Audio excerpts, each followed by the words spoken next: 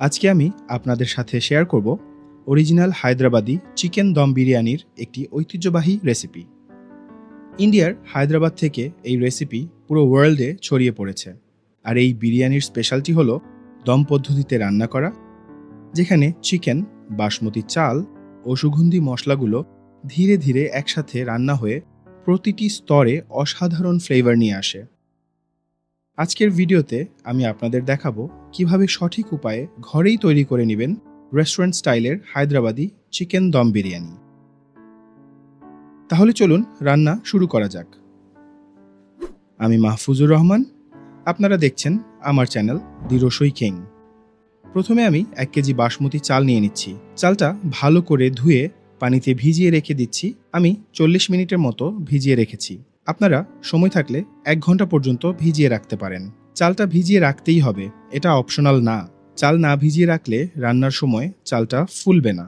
এবার 20-25টা এলাচ, 3 টুকরো দারচিনি, 3টা স্টার এনিস, 2টা তেজপাতা, এই মশলাগুলো একসাথে গুঁড়ো করে নিব। এটাই আসল হায়দ্রাবাদি চিকেন বিরিয়ানি মশলা। আমি 2 কেজি চিকেনের সাথে 1 কেজি চালের বিরিয়ানি রান্না করছি, তাই আমার এই মশলা পুরোটাই রান্নায় লেগে যাবে। এবার চিকেনটা ম্যারিনেট করার পালা। 2 কেজি পরিমাণ চিকেন আমি ধুয়ে পরিষ্কার করে নিয়েছি। একে একে মশলাগুলো অ্যাড করে দিব। আদা বাটা দিচ্ছি 1.5 টেবিল স্পুন, রসুন বাটাও দিচ্ছি 1.5 টেবিল স্পুন, জিরা বাটা দিচ্ছি শুধু 1/2 টেবিল স্পুন, গুঁড়ো মরিচ দিচ্ছি 1 টেবিল স্পুনের মতো, দিচ্ছি হলুদ গুঁড়ো 1 টিস্পুন, আর দিচ্ছি কালারের জন্য Kashmiri red chilli powder about 2 teaspoon. Salt পরিমাণ মতো দিবেন। আমি এখানে একটু কম সল্ট ইউজ করছি, পরে আমি প্রয়োজন মতো অ্যাড করে দিব। ভেজে রাখা বেরেস্তা আমি অ্যাড করে দিচ্ছি 1 কাপের চাইতে একটু বেশি। তারপর ধনেপাতা আর পুদিনা পাতাটাও অ্যাড করে দিচ্ছি। সাথে দিচ্ছি আমাদের প্রিপেয়ার করে রাখা বিরিয়ানি মশলা। দিয়ে দিচ্ছি 7-8টা কাঁচামরিচ। আরও দিচ্ছি 1 কাপ বেরেস্তা ভাজা তেল। সাথে দিচ্ছি 100 ml ঘি। আর দিচ্ছি লেবুর রস। আমি একটা লেবু ইউজ করেছি। খুব ভালো করে একটু সময় নিয়ে সবকিছু একসাথে মেখে নিতে হবে। সব মশলাগুলো যেন চিকেনের সাথে খুব ভালো করে মিশে যায়। আমার মশলা মাখানোর সময় মনে হচ্ছিল আরও একটু আদা, রসুন আর লবণ প্রয়োজন। ভালো করে মেখে রেখে দিচ্ছি 10 মিনিটের জন্য।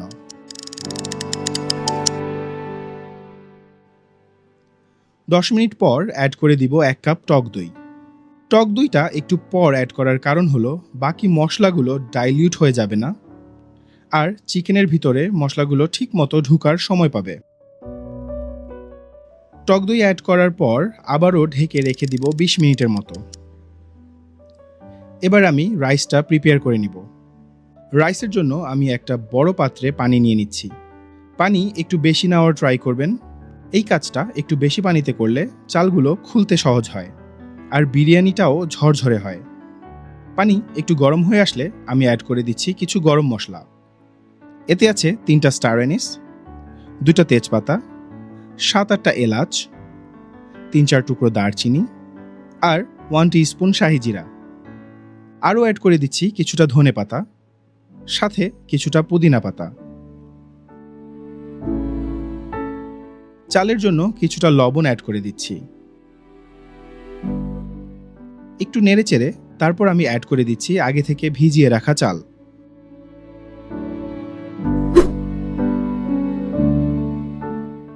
সাথে দিচ্ছি 1/2 কাপ তেল, যাতে চালগুলো একটার সাথে আরেকটা লেগে না যায়। বাস, রাইসটা 50% রান্না করে পাশের চুলায় ট্রান্সফার করে দিলাম। একটা মোটা তাওয়া ইউজ করছি আমি। এর উপর আমি হাঁড়িটা বসালাম। চাল থেকে 1 কাপ পানি অ্যাড করে দিচ্ছি আমি ম্যারিনেট করা চিকেনে।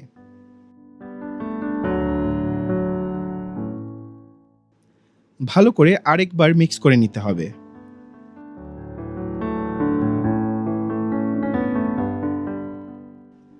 চালের পানিতে যেই মশলাগুলো ভেসে আছে তা আমি একটা স্ট্রেনার স্পুন দিয়ে তুলে ফেলে দিচ্ছি।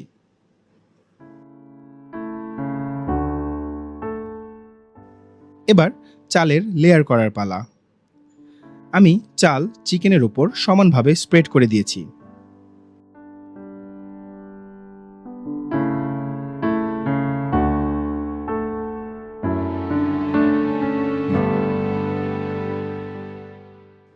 এবার আমি অ্যাড করে দিচ্ছি স্যাফরন মিল্ক। আপনারা চাইলে ফুড কালার ইউজ করতে পারেন। কিছু বেরেস্তা ছিটিয়ে দিচ্ছি।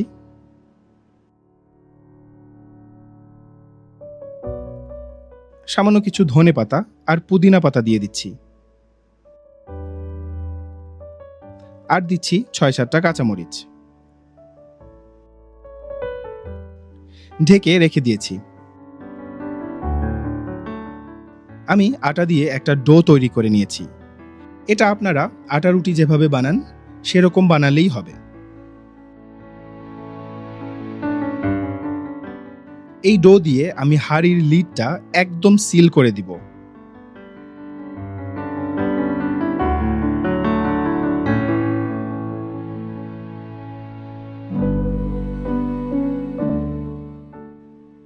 বাস, আমাদের আর কাজ নেই। এই রান্নাটা টেম্পারেচার ওয়াইজ 2 ভাগে রান্না হয়। প্রথমে আমি 20 মিনিট হাই ফ্লেমে রান্না করব, তারপর 40 মিনিট একদম লো হিটে দমে রান্না করব। তারপর গ্যাস বন্ধ করে রেস্টে রেখে দিতে হবে আরও 15 থেকে 20 মিনিট। তৈরি হয়ে গেল একদম অথেন্টিক হায়দ্রাবাদি চিকেন দম বিরিয়ানি।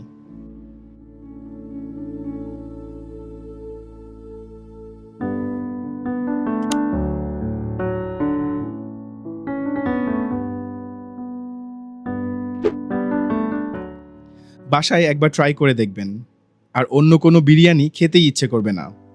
আর কেমন লাগলো আমার এই রেসিপিটা আমার কমেন্ট সেকশনে জানাতে ভুলবেন না। ভালো লাগলে please subscribe to my channel. আজকে এই পর্যন্তই। সবাই ভালো থাকুন।